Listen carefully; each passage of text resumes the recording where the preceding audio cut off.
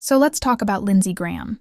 You know, the guy who somehow still gets booked on every Sunday show to talk about national security, despite being catastrophically wrong on every major war decision since the early 2000s.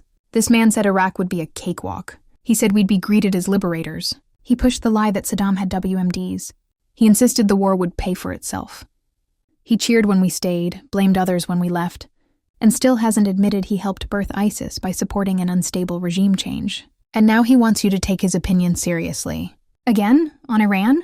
Here's a wild idea. If your doctor misdiagnosed you 7 times, accidentally amputated the wrong leg, and then told you, trust me, this next surgery is going to be different, would you go under the knife? Because that's what Lindsey Graham is doing. Except instead of a leg, it's your country, your military, and your tax dollars.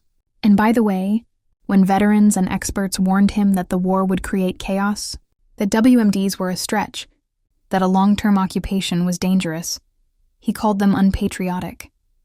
He mocked them on the Senate floor. He voted to send more troops every single time.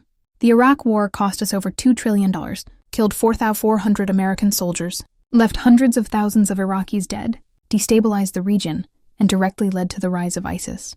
And Lindsey Graham? He's still doing interviews like none of that ever happened.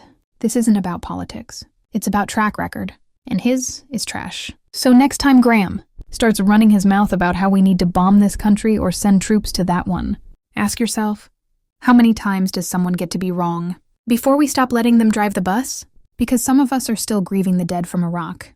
Some of us are still paying the bill.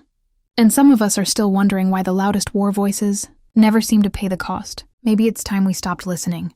Accountability looks like this.